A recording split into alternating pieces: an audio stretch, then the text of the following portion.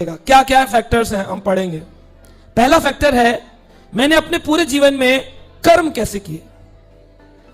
3 प्रकार के कर्म हैं, अकर्म, विकर्म, सकर्म। सकर्म वो है जो मैंने शास्त्रों में लिखा वैसा किया। अच्छा करो, भंडारे करो, पूड़ी बांटो, हलवा बांटो, लोगों की मदद करो, दवाई दो, अंधे को रास्ता पार कराओ, बूढ़े को रास्ता पार कराओ, ऐसे कर्म करो, ये सकर्म। विकर्म, शास्त्र में जो नहीं लिखा उसके विपरीत कर्म, मांस खाओ, मर्डर करो, चोरी करो, झूठ बोलो। अकर्म, अकर्म का मतलब है हर कर्म ठाकुर जी के चरणों में अर्पित कर देना, तो वो हो जाता है अकर्म, यानी उसके कर्म का उसको फल नहीं मिलता है। तो पहला फैक्टर हो गया कर्म। अगला शरीर किस पर निर्भर करेगा? अगर कर्म करोगे, सकर्म करोगे तो पुण्य मिलेंगे, तो आपको स्वर्गिक शरीर प्राप्त होगा, यानी सुंदर। आदमी कहेगा बड़ी सुंदर लग रही हो, अप्सरा लग रही हो, यानी उसने पिछले जन्म में बहुत भंडारे किए थे इसलिए आज बहुत सुंदर है। किसी की कुरूपता है, पता नहीं कहां से आ गई भैंस जैसी, यानी पिछले जन्म में इसने खूब मांस मच्छी खाया, विकर्म किए, जिसके कारण इसका शरीर का रंग और रूप बदल गया। अकर्म, यानी कि अगर ठाकुर जी के चरणों में सर्प अर्पित किया जाए सुबह से लेकर रात तक, तो उस व्यक्ति को वापिस इस संसार में जन्म नहीं लेना पड़ेगा, उसको दिव्य शरीर मिलेगा और वो भगवान के धाम वैकुंठ को चला जाएगा।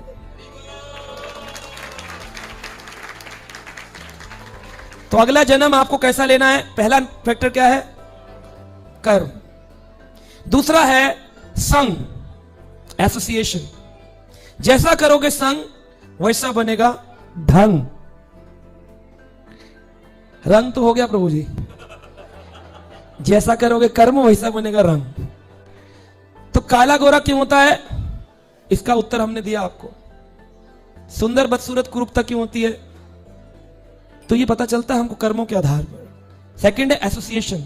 सत्वगुणी लोगों का संग करोगे जो दाल चावल रोटी खा के गुजारा करते हैं, और दाल चावल खाएंगे, प्रभु के गुण गाएंगे, तो आपका अगला जीवन किसी सुखमय शांत ब्राह्मण परिवार में होने वाला है ना। दूसरा, रजोगुण लोगों का संग करोगे। रजोगुणी कैसे होते हैं? तीखा खाने वाले, बात बात पर लड़ने वाले, दिखाने वाले, दिखावटी लोग, डुप्लिसिटी वाले, दोगले लोग। अगर ऐसे लोग होंगे तो अगला जन्म क्या मिलने वाला है? कह रहे मेरा दोस्त ही ऐसे, क्या करूं, मेरा सर्कल ही ऐसा है। तो आप क्या बनने वाले हैं? अगले जन्म में किसी क्षत्रिय परिवार में या वैश्य परिवार में आने वाले।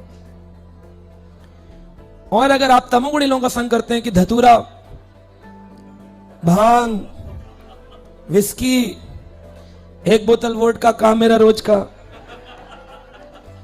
तो ऐसे जो लोग हैं एक शूद्र बनने वाले हैं। शूद्र बनेंगे जाति के आधार पर नहीं, गुणों के आधार पर। भगवान ने कहा चतुर्वर्णम मया सृष्टम गुण कर्म विभाग, गुणों कर्म के आधार पर। तो पहला दवा फैक्टर कर्म, दूसरा हो गया संग। तीसरा, भगवान ने भगवत गीता के 8वें अध्याय में बताया अंत काल में जैसा स्मरण करोगे वैसा शरीर मिलेगा। अंत काले च मामेवा स्मरण मुक्तवा कलेवरम। जब कलेवर यानी शरीर बदल रहे होंगे, अंत में जो सोचा वही शरीर। कैसे? उदाहरण, फोटो खिंचवाने के लिए डिजिटल कैमरा आ गया। अब डिजिटल कैमरा ने लगा दिया सामने साइबर शॉट और आपको बोला ग्रुप फोटो के लिए स्माइल प्लीज, हरि बोल, 1 2 3। अब इतने में मक्खी आकर नाक पर बैठ गई और जब क्लिक हुआ तब आपने ऐसे कर दिया, तो फोटो में आपका मुंह कैसा आएगा? आप कहेंगे मैं तो सीधा खड़ा था, मेकअप करके खड़ा था, मैंने ये किया, मैंने वो किया, लेकिन अंत में क्या किया? अंते नारायण स्मृति हुई कि नहीं हुई? अंत में नारायण स्मृति हुई अगर, तो नारायण लोक में। अंत में याद आ गया पशु, हाय मेरा पप्पू। कई लोग नाम रखते हैं, बच्चे का नाम पशु वाला और पशु का नाम बच्चे वाला। एक आदमी ने अपने कुत्ते का नाम डंकी रखा था। कह रहा गधा है, सुनता नहीं। तो उन्होंने पूछ लिया एक दिन किसी ने, अरे पार्क में चले आ रहे हो, यहां पर लोग घूम रहे हैं, काट लेगा किसी को, गंदा कर देगा, गधे हो। तो मालिक कह रहे वाह आप तो बड़े समझदार हैं, हाँ गधा ही है, इसका नाम डंकी है। तो लोग कुत्ते का नाम रखते हैं विजय कुमार और अपना नाम रखते हैं टॉमी। आजकल एडवांस जमाने में बहुत कुछ होता है, मेल का नाम फीमेल वाले, फीमेल के नाम मेल वाले। मेरे दादाजी नाम रखे थे एक नेता के ऊपर, नेता के ऊपर नाम रख लिए थे। तो इस तरह से हम देखते हैं कि समाज में लोग बहुत सारे इस तरह के नाम रखते हैं। जड़ भरत महाराज साक्षात हमारे पास भागवत का प्रमाण है। अंत काल में भारत जिनके नाम पर भारत देश पड़ा, राजा थे भारत देश के भरत महाराज। इतने स्ट्रांग राजा थे, 50 साल की आयु में अपने घर का त्याग करके जंगल गए तपस्या करने।